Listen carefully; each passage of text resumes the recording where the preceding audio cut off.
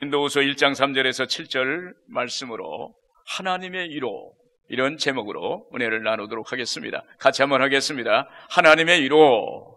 며칠 전 제가 박 집사님이라는 분을 만났어요. 그분께 그동안 잘 지내셨냐고 인사를 했습니다. 그랬더니 그분이 머뭇머뭇하면서 어렵게 말을 하는 거예요.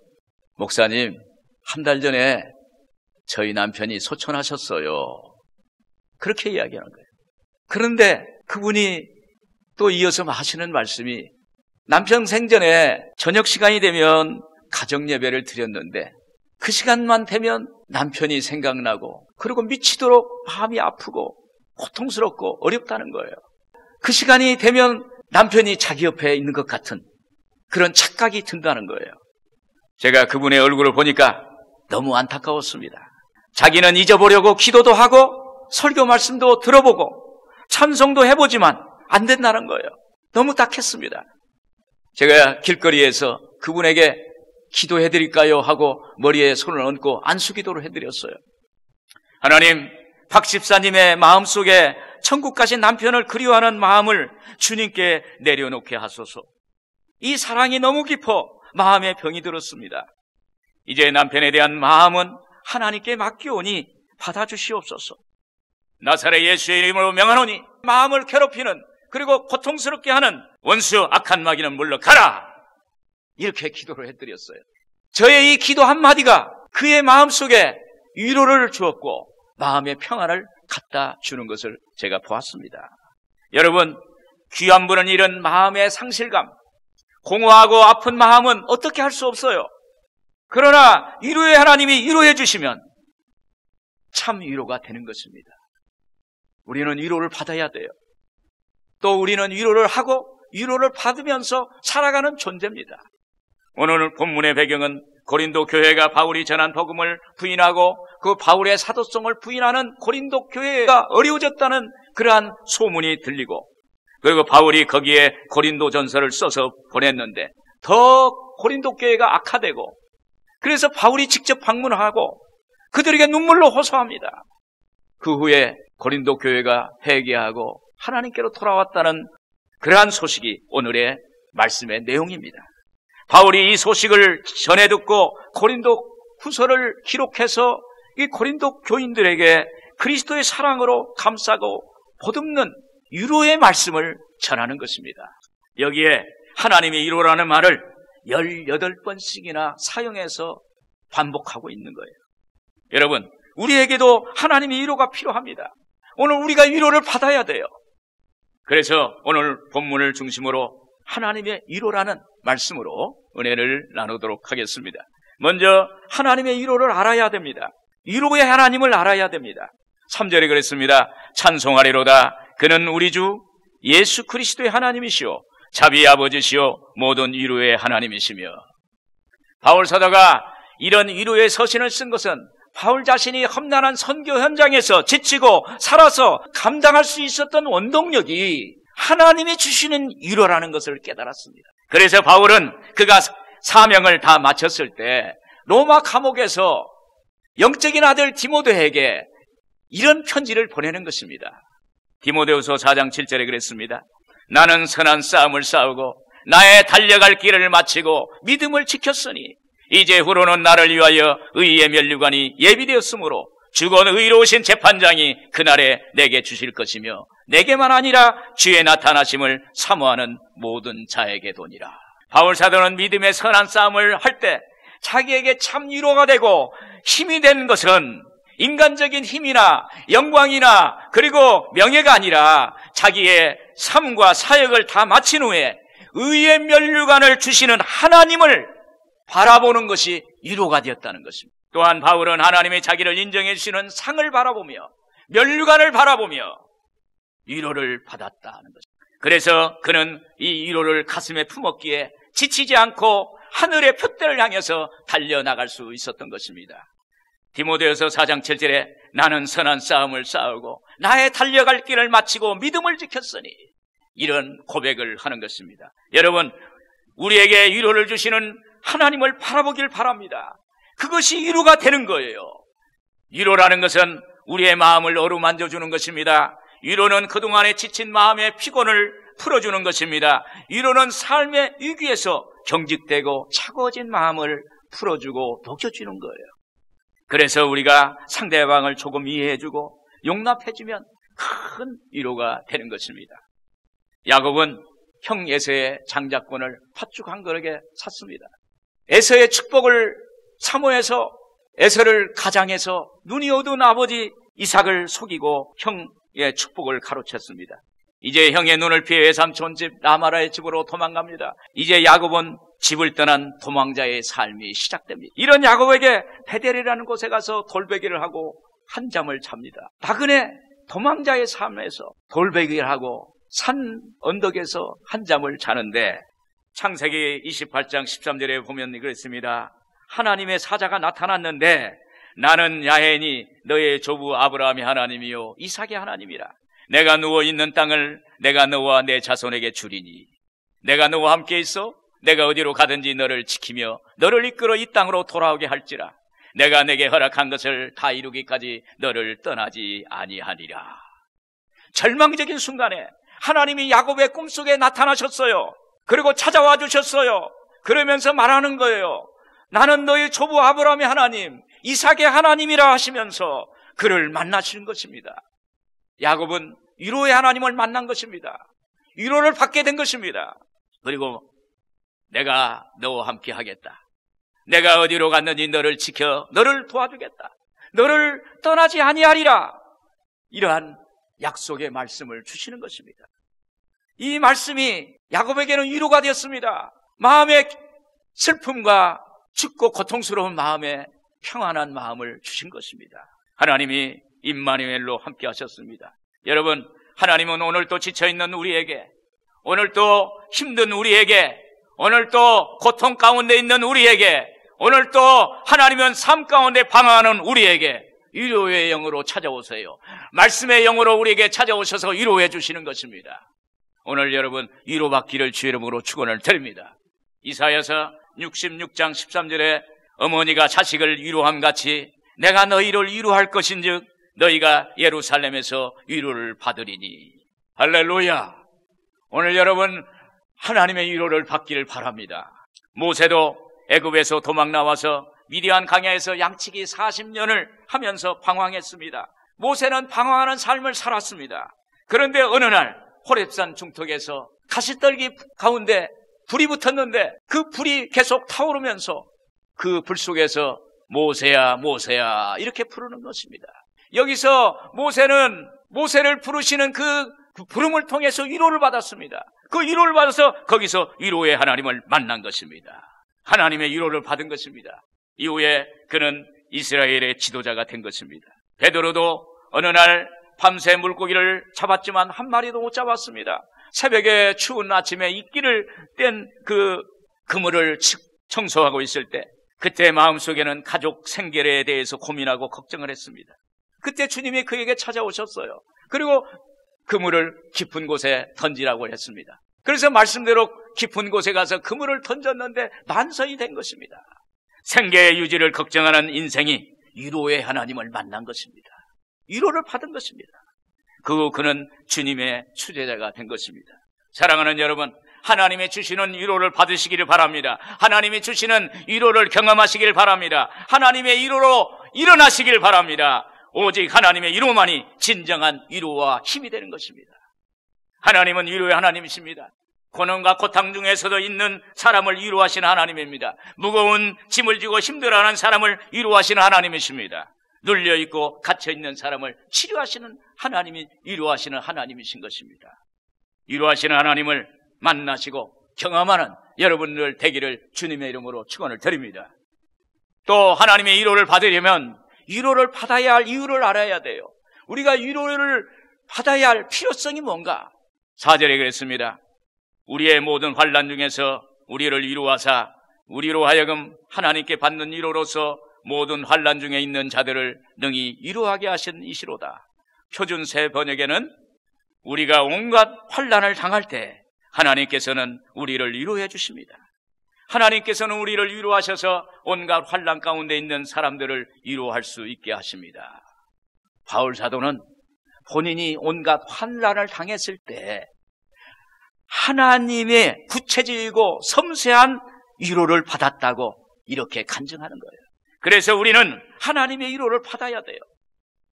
이사야서 40장 1절 1절에 너희 하나님이 이르시되 너희는 위로하라. 내 백성을 위로하라. 너희는 예루살렘의 마음에 닿도록 말하여 그것에게 외치라 그랬습니다. 이 말씀은 하나님이 이사야 선지자에게 말씀하시는 것입니다. 이때 이스라엘은 어떤 상황이었을까요? 그들은 바벨론의 포로로 끌려간 상태입니다. 여러분, 포로가 되면 포로 수용소로 가게 돼요. 자유가 없습니다. 억눌려 사는 거예요. 먹을 것도 없습니다. 입을 것도 없습니다. 노예로 사는 것입니다. 가족이 뿔뿔이 흩어져서 이산 가족이 되는 거예요. 그리고 포로는 갇히고 자유를 박탈당하고 자기의 소유가 없어지는 것입니다. 여러분, 우리는 이같이 죄의 포로로 살게 되고 또 이같이 두려움의 포로로 살고 또 이같이 가난의 포로, 복수의 포로, 질병의 포로로 우리가 살아갑니다. 이런 죄의 포로에서 죄로부터 자유함을 얻는 것이 위로가 되는 거예요. 두려움의 포로에서 벗어나는 것이 위로가 되는 거예요. 가난의 포로에서 의식주가 해결되고 살 길이 열리는 것이 위로가 되는 거예요. 질병에서 치료받았다는 그 진달의 말 한마디가 위로가 되는 것입니다. 그래서 우리에게 하나님의 위로가 필요한 것입니다. 여러분, 포로가 된 것은 결과적으로 환난을 당한 거예요. 여기서 하나님의 위로는 너희는 예루살렘의 마음에 닿도록 말하여 외치라는 거예요. 예루살렘에 오늘 이스라엘 백성들에게 마음에 닿도록 외치라는 거예요. 그 외침이 뭐냐? 우리의 영적인 이스라엘에게 하나님이 바벨론의 원수를 쳐부수고 해방을 주셨다는 소식입니다. 포로가 자유인이 됐다는 거예요. 잃어버린 땅을 회복했다는 거예요. 마음에 상처받은 것이 회복됐다는 거예요. 내 속에 하나님의 나라가 회복되는 것이 바로 위로가 되는 것입니다. 바울이 3차 전도 여행을 마치고 예루살렘에 귀환했을 때 유대교 지도자들에게 고소당해서 매를 맞고, 그리고 이제 바울이 로마 감옥으로 압송되어 갑니다. 그래서 죄수들과 같이 배를 타고 가는데 갑자기 유라굴로라는 광풍이 불어서 배가 파선의 위기에 처해 있는 거예요. 여러 날 유라굴로 이 광풍에 밀려 배가 요동하고 흔들리고 해도 안 보이고 별도 안 보이고 구원의 여망이 없었어요. 그때 바울이 일어나서 선장과 죄수들에게 이런 말을 합니다. 사도행전 27장 23절에 내가 속한 바 곧 내가 섬기는 하나님의 사자가 어젯밤에 내 곁에 서서 말하되 바울아 두려워하지 말라. 내가 가이사랴 앞에 서야 하겠고 또 하나님께서 너와 함께 항해하는 자를 다 내게 주셨다 하였으니 그러므로 여러분이여 안심하라. 나는 내게 말씀하신 그대로 되리라고 하나님을 믿노라. 여러분, 여기서 바울은 중재인이 돼서 포송줄에 묶여서 로마 감옥에 갇힌 사람이에요. 그리고 포로입니다. 환난당한 사람입니다. 그런데 그에게 하나님의 사자가 나타나셔서 네가 가이사 로마 제국 황제 앞에 가서 복음을 전할 때까지 내가 너와 함께 하겠다. 너를 구원해 주겠다. 그 배에 함께 탄 죄수들도 다 구원해 주겠다. 이런 말을 하는 겁니다. 이 말씀은 위로의 말씀입니다. 위로의 하나님이 갇힌 그를 살리시고 위로하시는 것입니다. 사랑하는 여러분, 하나님은 한번 택한 백성을 하나님이 그냥 놔두지 않아요. 그냥 버려지지 않습니다. 그 하나님의 택한 백성을 하나님은 기억하시고 찾아오시는 것입니다. 사람은 잃을지 몰라도 하나님은 자기 손바닥에 기록해서 기억하고 찾아오시는 하나님이시라는 것입니다. 그 하나님은 위로의 하나님이세요. 하나님의 위로는 넓고 넓은 마음으로 우리를 감싸주세요. 그래서 우리는 하나님의 위로를 받아야 돼요. 할렐루야! 미국 16대 대통령 아브라함 링컨은 미국의 노예 해방과 그리고 남북 전쟁을 거치면서 국민들로부터 많은 신망을 받기도 하고 지지와 사랑을 받았습니다. 오늘날까지 아브라함 링컨은 존경받는 인물로 우리에게 기억되고 있어요. 그런데 그럼에도 그에게도 반대하는 그러한 사람들이 있었어요. 비난하고 그리고 아프게 하는 그런 사람들이 있었습니다. 그런데 링컨 대통령이 암살당하는 날 그의 호주머니에서 전날 스크랩한 신문기사가 나왔어요. 그 기사 내용은 링컨은 역대 정치인들 중에서 가장 존경받는 사람이라고 할 수 있다. 이 기사 신문 조각을 자기 주머니에 갖고 있었다는 거예요. 그렇게 존경받고 신앙인이 깊었던 그도 위로의 말이 필요했던 거예요. 할렐루야. 오늘 우리 모두에게 위로의 말이 필요해요. 하나님의 위로의 말씀이 우리에게 필요한 것입니다. 여러분, 우리 인생은 누구나 할 것 없이 위로가 필요한 존재입니다. 여러분도 저도 위로가 필요해요. 부모님도 위로가 필요하고 자녀도 위로가 필요하고 회사 대표도 필요하고 회사원도 필요하고 선생님도 학생도 목사님도 성도님도 누구든지 위로가 필요하고 하는 것입니다. 그런데 사람이 주는 위로는 잠시 잠깐이에요. 그것이 영원한 그러한 위로가 될 수가 없습니다. 참 위로가 되지 못합니다. 진정한 위로가 되지 못합니다. 오직 하나님의 위로만이 나를 위로해 줄 수 있는 온전한 위로가 되는 것입니다. 그리고 우리의 삶과 그 삶의 능력이 되어서 우리에게 참 위로가 되는 것입니다. 끝으로 하나님의 위로는 내가 받은 위로를 나누며 전하는 것입니다. 자, 6절 7절을 같이 한번 읽겠습니다. 우리가 환난 당한 것도 너희가 위로와 구원을 받게 하려는 것이요 우리가 위로받는 것도 너희가 위로를 받게 하려는 것이니 이 위로가 너희 속에 역사하여 우리가 받는 것 같은 고난을 너희도 견디게 하느니라. 너희를 위한 우리의 소망이 견고함은 너희가 고난에 참여하는 자 된 것 같이 위로에도 그러할 줄 알미라. 여러분, 고난과 시련을 잘 견뎌내고 경험한 사람일수록 아픈 사람의 마음을 알아요. 아픈 사람의 시정을 알고 이해하는 사람입니다. 누군가 힘든 일을 당할 때 세심하고 따뜻한 위로를 건넬 수 있는 사람이 되는 것입니다. 자기가 직접 아파보고 고통을 당하기도 하고 죄 좌절 가운데 있기도 하고 실패의 쓴맛을 보기도 하면 상대방의 아픔과 어려움을 누구보다도 더 잘 이해하는 것입니다. 그래서 우리가 사랑도 위로도 받은 만큼 줄 수 있는 것입니다. 하나님의 위로를 많이 받은 사람은 그 많이 받은 만큼 남을 위로해 줄 수 있는 사람이 되는 것입니다. 우리가 남을 위로해 줄 때 하나님만을 의지하도록 위로해야 합니다. 내가 받은 하나님의 위로를 전하는 것입니다. 9절에 그랬어요. 우리는 우리 자신이 사형 선고를 받은 줄 알았으니 이는 우리로 자기를 의지하지 말고 오직 죽은 자를 다시 살리시는 하나님만 의지하게 하려 하심이라. 오직 죽은 자 예수 그리스도를 다시 살리신 하나님만 의지하라는 거예요. 누군가를 위로할 때 인간적으로 동정하거나 내 감정으로 위로하려 할 때 처음 마음과 같지 않게 세상적으로 흘러버릴 염려가 있다는 것입니다. 이것은 진정한 위로가 되지 못합니다. 참 위로가 되지 못합니다. 그러므로 우리가 아무리 힘들고 그리고 고달픈 상황에 처한 사람에게도 능력의 하나님, 천지와 만물을 지으신 하나님, 그 하나님을 바라보도록 하는 것입니다. 그리고 내가 경험한 위로의 하나님을 알게 하는 것입니다. 이것이 살아있는 참 위로가 되는 거예요. 바울은 다메섹에서 처음 예수를 만났어요. 부활의 주님을 만났습니다. 그리고 성령의 충만을 받았어요. 여러분, 예수 믿고 나서 성령 충만하면 어때요? 막 전도하잖아요. 바울도 그렇게 했어요.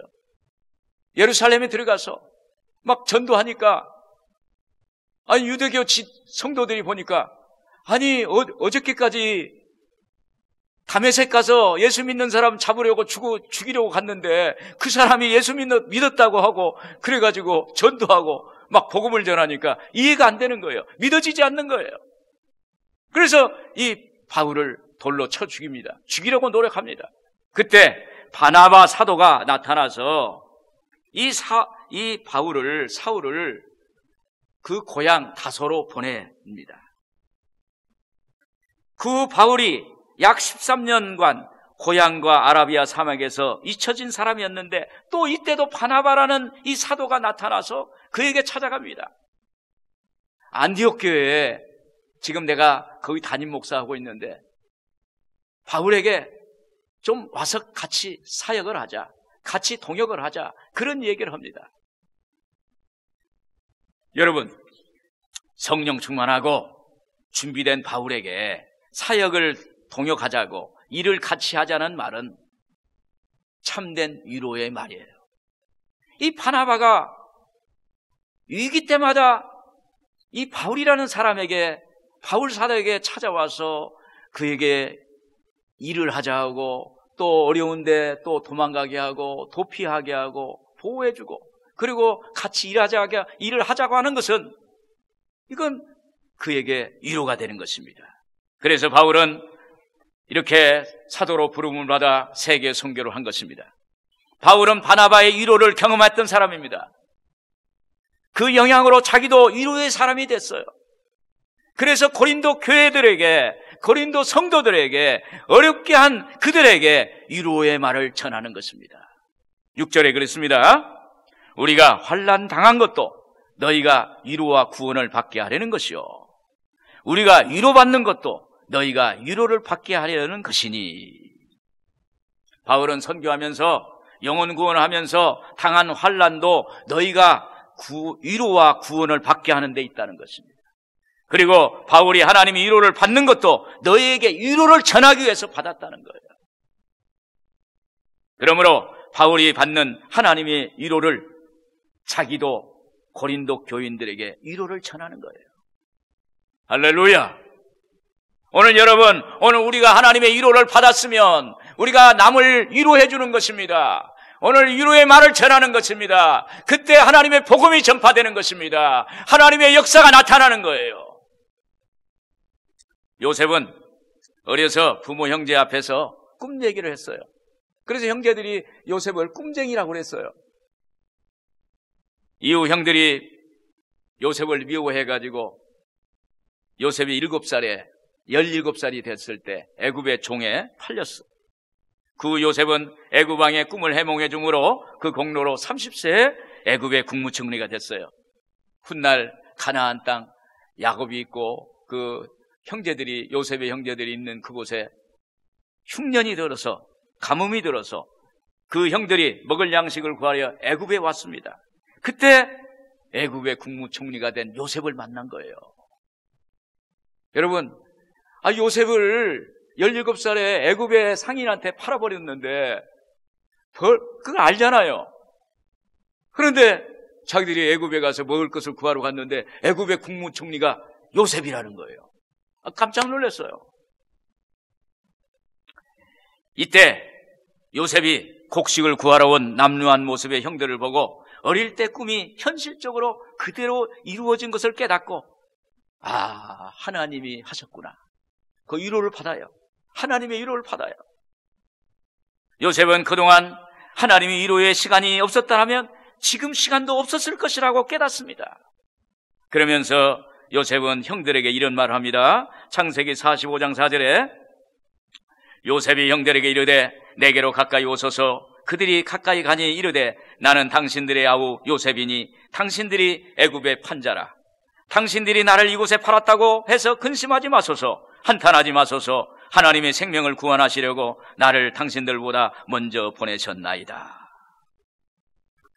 요셉은 보복당할까봐 겁내고, 그리고 거기에 그 두려움과 근심 속에 있는 형들에게 위로의 말을 전하는 거예요. 우리 민족이 앞으로 이렇게 기근을 당하고 그리고 그 가뭄을 당해서 곡식이 다 떨어질 때, 우리 민족이 망할 수밖에 없는 이런 상황이 있을 때 나를 먼저 애굽의 국무총리를 되게 하셔서 이렇게 이 위기를 극복할 수 있게 만들어 주신 것이다. 참 요셉은 어려운 것을 좋게 말하는 것 같아요. 마음이 넉넉한 그러한 모습을 보게 되는 것입니다. 만약 요셉이 여기서 하나님의 위로를 경험하지 못했다면 형들에게 보복을 했을 것입니다. 그리고 그들을 저주했을 것입니다. 나도 당했으니 너도 당해봐라. 이렇게 했을 거예요. 그런데 요셉은 하나님의 위로를 받았어요. 오늘 여러분, 하나님의 위로를 받은 사람은 사람이 변화되는 줄로 믿습니다. 하나님의 이렇게 위로를 받은 사람은 마음이 넉넉하는 사람이 될 줄로 믿습니다. 요셉이 이렇게 말할 수 있었던 것은 요셉 자신이 이미 하나님의 위로를 마음속 깊이 경험했습니다. 그래서 요셉이 남을 위로하는 사람이 된 것입니다. 또 위로하는 것은 기도로 위로해 주는 거예요. 11절에 그랬습니다. 너희도 우리를 위하여 간구함으로 도우라. 이는 우리가 많은 사람의 기도로 얻은 은사로 말미암아 많은 사람이 우리를 위하여 감사하게 하려 함이라. 여기서 기도로 도우라는 것은 헬라의 뜻은 함께 기도로 도와주십시오, 이런 얘기예요. 여러분, 누군가를 기도로 도울 때 내가 하나님의 위로를 받았으니 함께 기도해서 위로해 주라는 거예요. 기도는 영적인 힘이 되고 위로가 되는 것입니다. 저도 평신도 때 존경하는 목사님께 항상 찾아가서 상담을 하고 그리고 기도를 많이 받았어요. 그래서 저는 위로를 많이 받았어요. 또 새신자 때도 또 담임 목사님께 가서 찾아가서 기도도 받고 상담도 하고 위로도 받고 병도 고침받고 이런 것을 많이 경험했습니다. 그래서 저도 목사가 돼서 아픈 성도님, 어려운 성도님, 그리고 여러 가지 문제 가운데 있는 성도님들, 그분을 만나면 제가 기도로 위로를 해주는 거예요. 내가 받았으니 나도 베푸는 거예요. 할렐루야. 이것이 바로 하나님이 우리에게 주시는 위로의 선물입니다. 사랑하는 여러분, 위로의 하나님을 만나야 합니다. 반드시 만나야 하나님의 위로를 받게 되고 그 위로가 내 삶에 큰 영향을 미친다는 것을 알게 되는 것입니다. 그리고 위로가 왜 필요한 건지, 언제 필요한 건지 알아야 돼요. 그리고 하나님의 위로를 나누는 것입니다. 하나님의 위로를 서로 나누는 거예요. 이것이 바로 복음입니다. 오늘 여러분, 하나님의 위로를 깨닫고 하나님의 위로를 나누는 오늘 우리 모든 성도님들 되기를 주의 이름으로 축원을 드립니다. 기도하겠습니다.